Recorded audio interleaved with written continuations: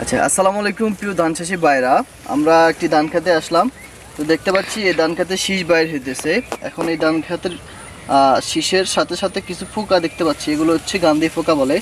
অনেক ধান গাছের মাথা রস খাইতেছে, দেখতে পাচ্ছেন এই রস খাইতেছে। তো ধানের যখন দুধ থাকে ভিতরে বা মিষ্টি দুধ থাকে, ওই সময় গান্ধী পোকার আক্রমণ হয়। তো আপনাদের ধান খেতে যখন শীষ বাইর হবে তখন ন্যাশনাল এগ্রিকেয়ারের স্টার্টার ব্যবহার করবেন, না হয় কেমিস্ট কফকারের জটফট ব্যবহার করবেন। এই দুটি পণ্য ব্যবহার করলে আপনার ধান খেতে যখন শীষ বাইর হবে তখন যে দুধগুলো পোকা শুষে খেয়ে ফেলে, ইনশাল্লাহ এই পোকাগুলো দমন হয়ে যাবে, এমনকি আপনার ধান খেতের আর পোকা থাকবে না। তো এরপরে ধান খেতে যখন ধানগুলো পুষ্ট হবে তখন কারণ পোকা বা বাদামি গাছপরিং লাগে, ওই সময় আপনারা ব্যবহার করবেন ন্যাশনাল এগ্রিকেয়ারের স্প্লেন্ডার আর কেমিস্ট কফকেয়ারের ক্যামোবিট, সাথে ফিরামিড।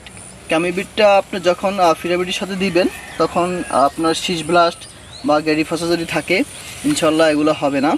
তো আমরা আপনাদেরকে বলতে চাই, ধান খেতের দুধ যখন হয় বা শীষ বাইরে নতুন করে, তখন স্টার্টার ব্যবহার করবেন, না হয় জটফট ব্যবহার করবেন।